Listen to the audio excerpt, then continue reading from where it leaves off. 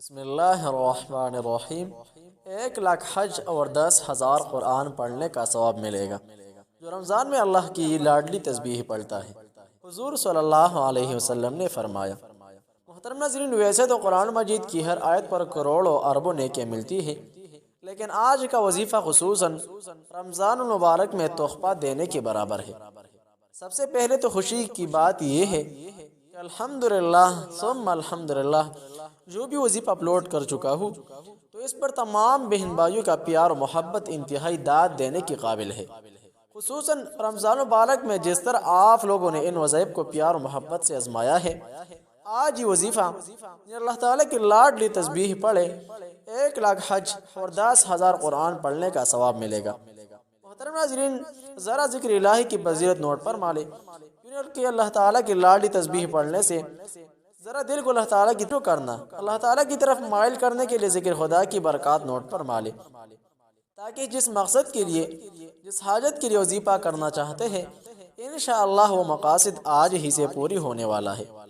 اللہ عز و جل قرآن مجید میں ارشاد فرماتا ہے، یا ایھا الذین آمنوا اذکروا اللہ ذکرا کثیرا، ترجمہ، اے ایمان والو اللہ بہت یاد کرو۔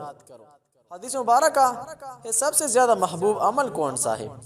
حضرت سیدنا معاذ بن جبل رضی اللہ عنہ سے روایت ہے، فرماتے ہیں کہ میں نے حضور نبی رحمت شفیع امت صلی اللہ علیہ وسلم سے عرض کی، اللہ عز و جل کو کون سا عمل سب سے زیادہ محبوب ہے؟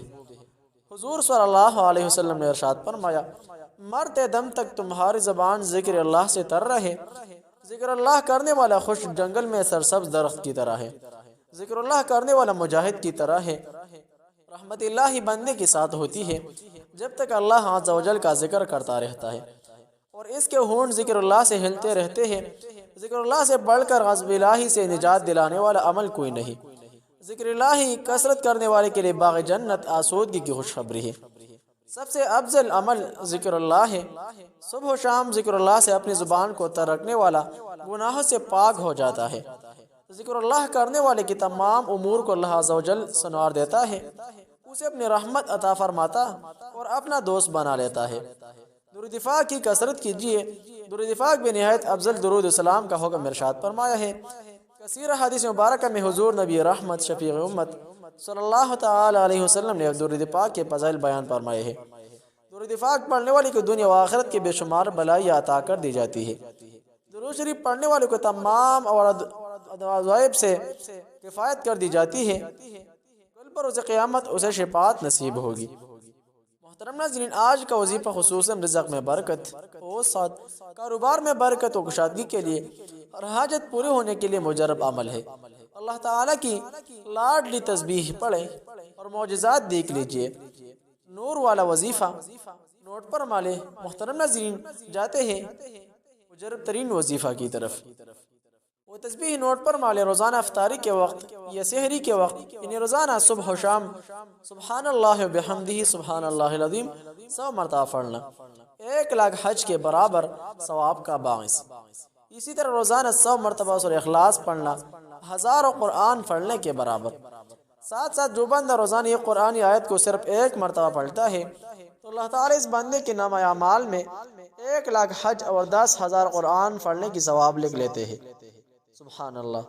آیت نوٹ پر مالے، فَلِلَّهِ الْحَمْدُ رَبِّ السَّمَاوَاتِ وَرَبِّ الْأَرْضِ رَبِّ الْعَالَمِينَ وَلَهُ الْكِبْرِيَاءُ فِي السَّمَاوَاتِ وَالْأَرْضِ وَهُوَ الْعَزِيزُ الْحَكِيمُ۔